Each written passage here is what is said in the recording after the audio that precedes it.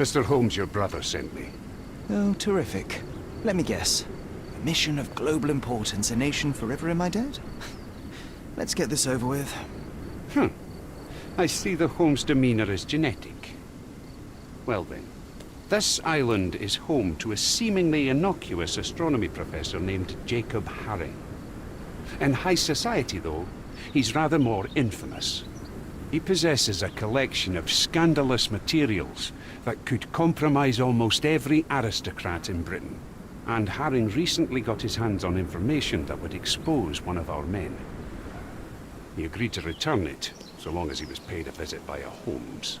And Mycroft was too busy watching the crown jewels? Fine. I'll visit Mr. Haring the moment I can spare the time. Just wait. The man is a loner, but a cunning one. This invitation implies he has something in mind for you, so be careful. And remember, I was never here.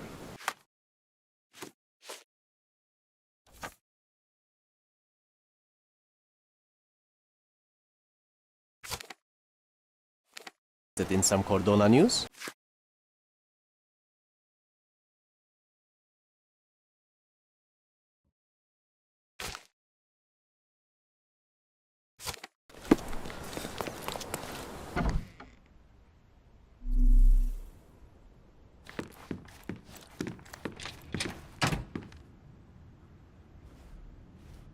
Boom, Sherry.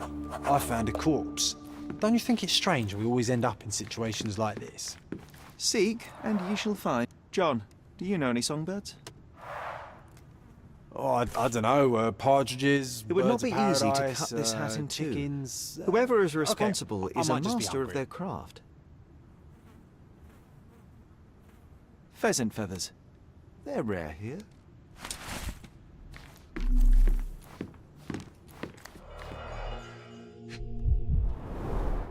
Judging by his expression, a painful and unexpected death.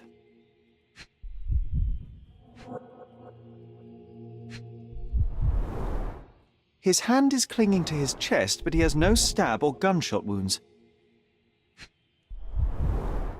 Pattern 1796 light cavalry saber. It looks like he died of natural causes, but something doesn't add up.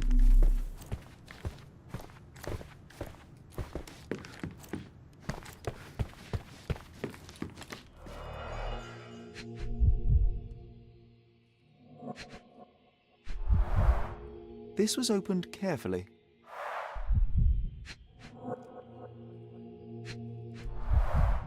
One presumes that empty safes are not some hip new trend.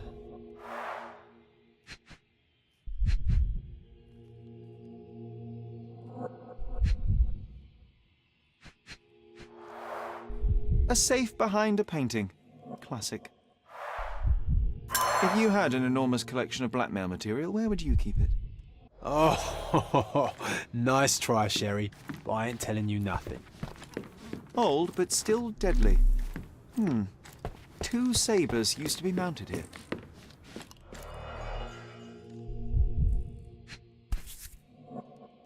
So, the victim is Professor Jacob Haring himself. That's no great surprise. So, the victim is Professor Jacob Haring himself. That's no great surprise. London Fencing Club, 1876.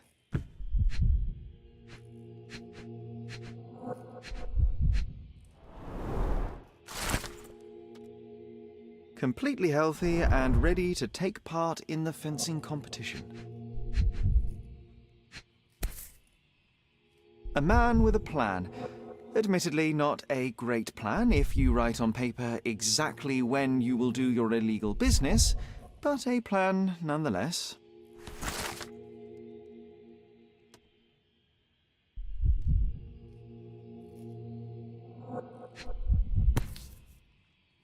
Stamped with Mr. Haring's personal seal.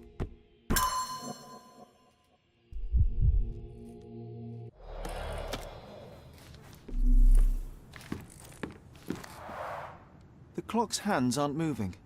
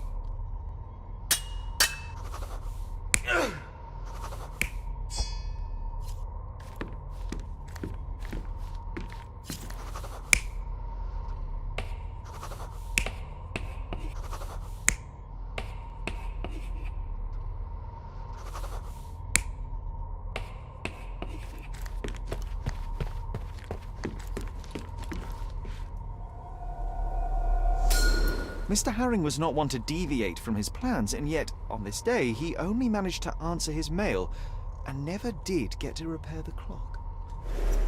The visitor knew his schedule. They entered the house between 3:30 and 4 p.m.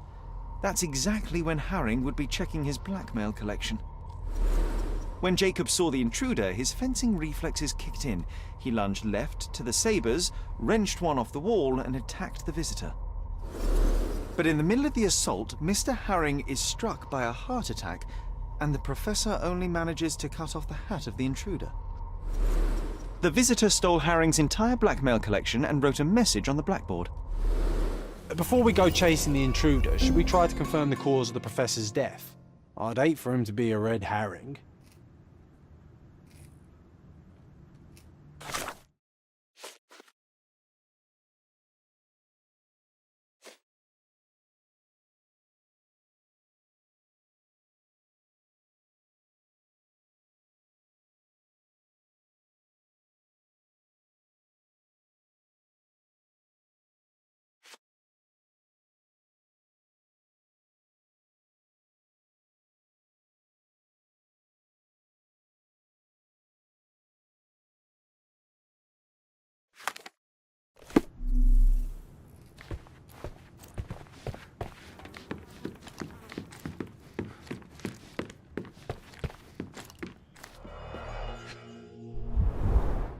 Half empty, or for John, half full. A strong, rotten smell. Uncharacteristic for tea. Totally empty. Even John couldn't argue with that.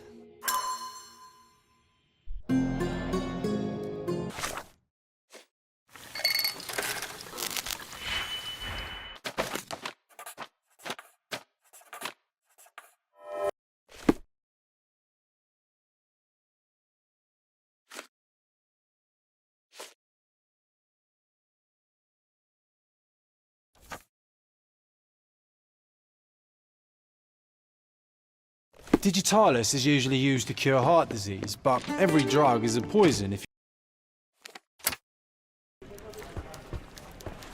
Stop the presses. Who is Courdona's handsome stranger?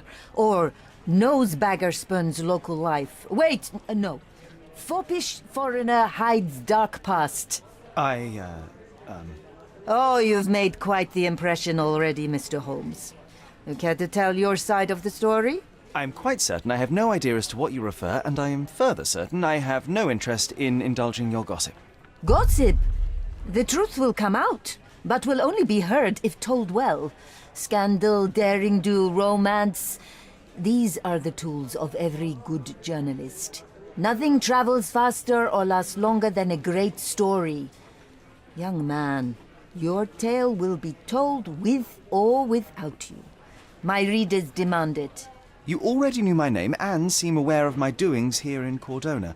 I presume this newspaper is your little endeavour? Yasmin Sertel, editor-in-chief of the Courdona Chronicle. Advocate of the free press, voice of the people, scourge of the silk stocking. Charmed, I'm sure. As an advocate of the free press, I trust you'll permit me to consult your archives? There are gaps in my knowledge of Courdona. Oh, so my work does have merit. Well, I think we can strike a bargain. I shall provide you access, and you let me keep writing about your exploits. So be it. Brooding bachelor builds bridges. Now that's character development. I guess I owe you my gratitude. What can I say? I've always enjoyed working with the Holmes. They whisper such interesting things.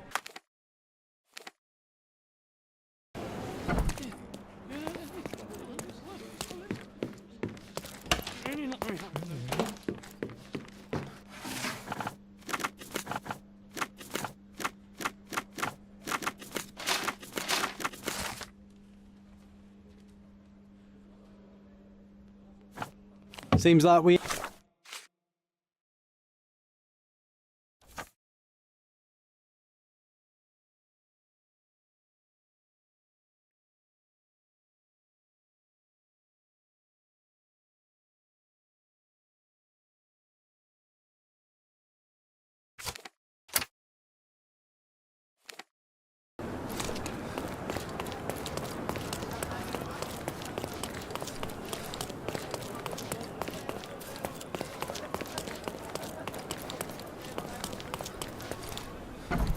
He doesn't have an invitation to the club.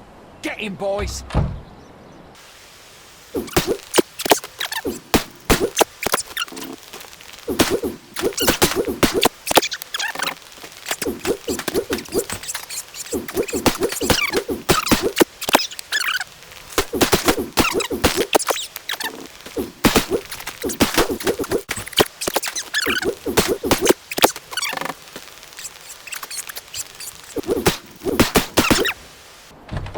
Fella, I give up.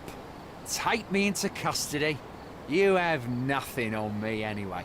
So I'll walk out the station right after you do.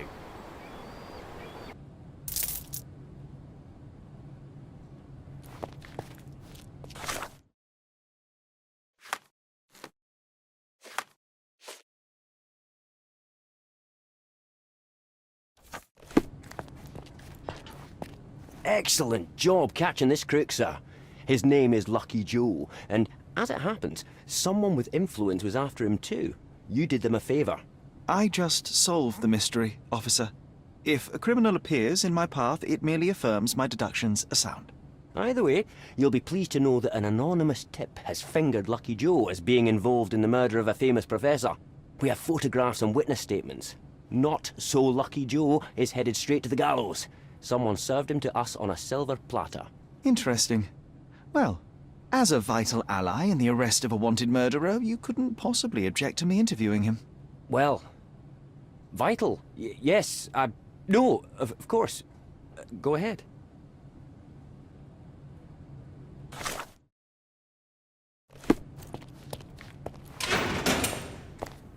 You, haven't you made my day bad enough? Get out! The police received an anonymous tip. Someone saw you entering Professor Jacob Haring's house.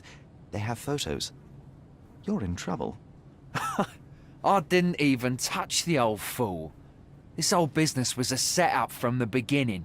You broke into the house at the exact time Jacob Haring had his safe open and his collection of blackmail materials out. Perfect timing to steal the lot. Ah, that's circumstantial at best. Alas, the professor turned out to be less feeble than you expected. He pulled a saber from the wall and nearly took your head off. But lo, the vigor evaporated, and all at once he fell to the floor, grasping his chest as if his heart itself had given up. That's exactly what happened. And that's why I'll be out of this reeking cell by morning, once the coroner has done his business. Unlikely. You claim somebody set you up. If so, they will ensure that you're hanged. We both want to know who is truly behind this, so tell me the whole story. It may yet save your life. Oh, blast. All right. What do you want to know? Haring's blackmail collection was hardly public knowledge. It stands to reason that whoever informed you of his existence must be who set you up. Yes, obviously. But I've never seen his face, nor do I know his name. I received a note at El Palazzo de Lusso that gave me the address of Jacob Haring. It was signed with one letter, M. I cannot believe such an established gang leader would personally engage in burglary simply because he received a letter. It was not just a letter. I received something else with the note. A file. On me. And a bloody detailed one at that. I'm not sure if it was from Haring's own collection, but it contained things that could bury me and the entire damn Robbins. I burned the file in a heartbeat, but the note warned of others like it in Haring's safe. I needed to retrieve them, and got lucky. Lucky? Why? The note said that by being there at a very precise time, I'd find that safe opened. And it was right.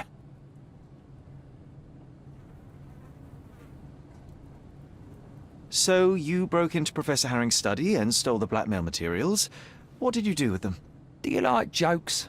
My humour tends toward the dry and bitter. Then you will love this one. As I fled Haring's place with the documents, a pickpocket snatched the folder from me on the street. I was played from the beginning, beaten at my own game. They made a joke of me and the Robbins, and now I await the gallows. Ha! Ha ha ha! Oh, you're right, it was a good joke. But now things begin to make sense.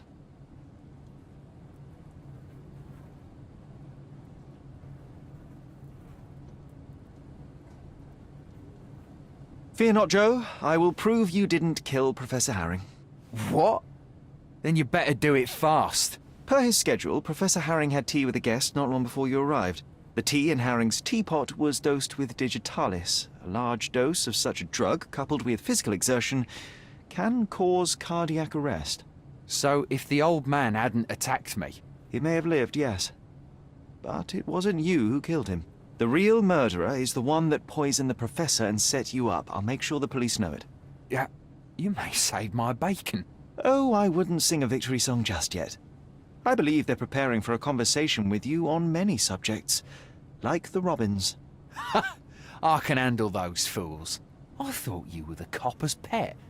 But you have character those bloodthirsty mongrels lack. I respect that. Make no mistake, Joe, we are not friends. Should we meet again under different circumstances, well, you know my character.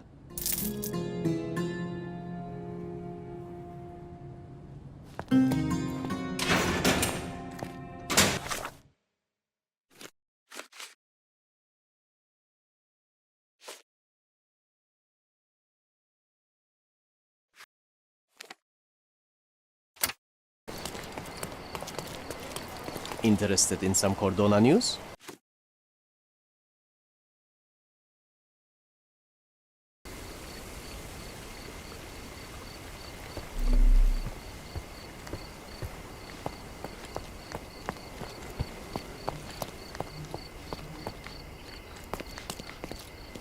Are you able to help me? Apologies, sir, but I've never heard of it. How can I help you, sir? Good day. I'm looking for room 227. An acquaintance of mine has invited me to visit him. Oh, Mr. Holmes, what a delight to see you again.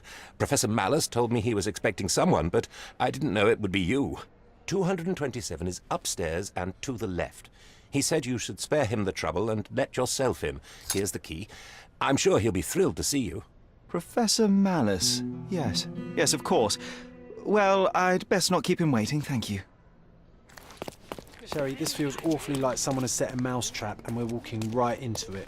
I have it under control, John. Really, Sherry? I don't like this. Please.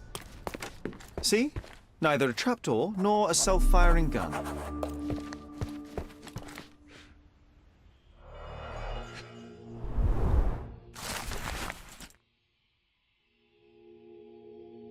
What did it say, Sherry?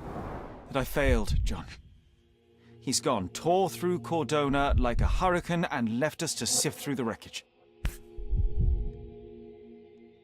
Nelson's monument in Trafalgar Square, London. I am watching you. The hairs on my neck just stood up. Extensive handwritten notes on Sirius B. It appears M was studying up. A dossier on General Garnet Wolseley, but now empty. I recognize this seal from Jacob Harring's mail. He left behind only what he wanted us to find. Infuriating.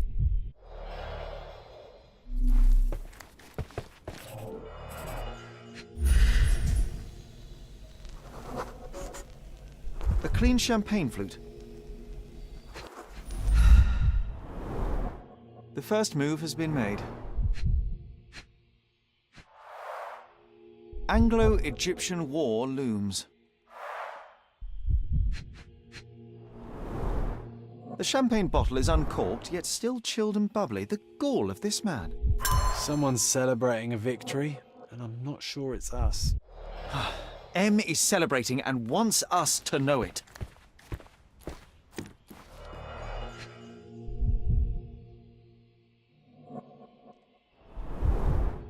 Mycroft's agent. So M did orchestrate her accident with Jacob Harring, just a pawn in a complex chess match. A marked map of Kourdona. We've visited most of these locations recently. The position of naval forces in the Mediterranean. This M has his sights set on bigger things. All these thefts, exactions, and deaths are the intricately entwined pieces of a greater plan, and we failed to influence it in the slightest.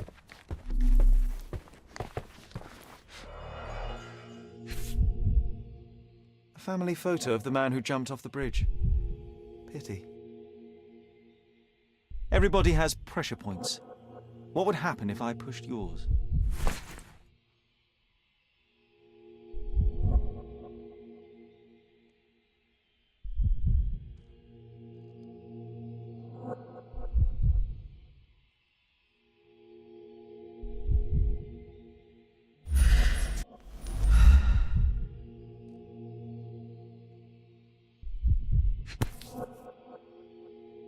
Mysteries of Sirius B by Jacob Haring. Used, then discarded. Like everyone in his path.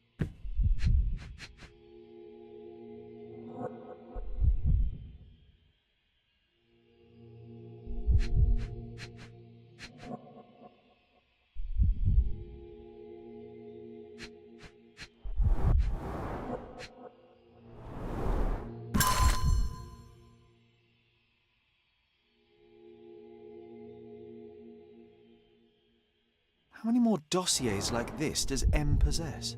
These people were not colleagues or co-conspirators, they were just implements M used to get what he wanted.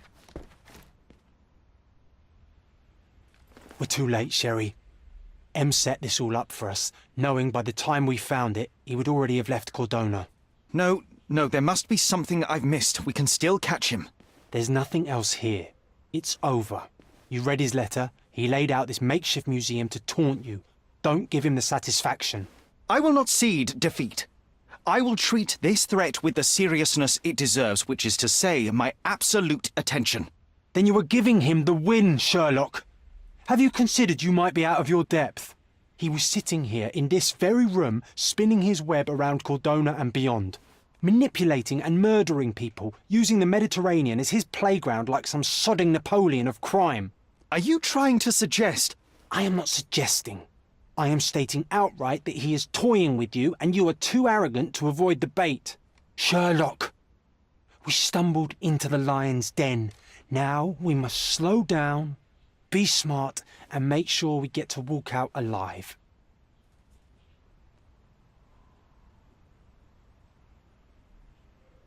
So what do you suggest? I know you want to catch him on your own, but it's time to face the facts. You lost. The smartest thing we can do now is lick our wounds and tell Mycroft everything. Mycroft? Now you are being hysterical. Look around you, Sherry. He's stealing secrets from the Crown, toying with navies, fomenting war. You cannot catch him alone. We will need all your brother's connections to stop this madman before he does worse.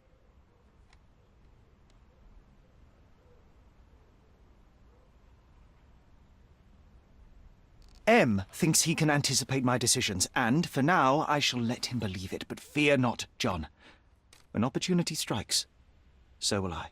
This is not about you and your ego, Sherlock. There are other lives at risk. I am well aware, John, but Mycroft is not the answer. For the Crown, criminals like M are just as easily seen as assets or allies should their crimes align with one's political agenda.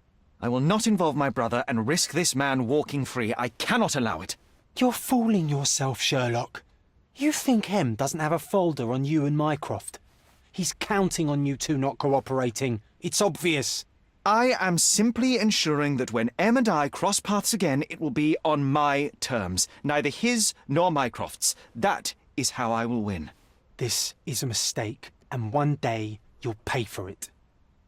But I know you too well to argue any longer. M is gone. For now, best to focus on the reason we came to Kourdona in the first place. On that matter, you are probably right. But John, I need you on my side. I am on your side, Sherry. To make sure you don't get yourself killed. I appreciate it. Shall we?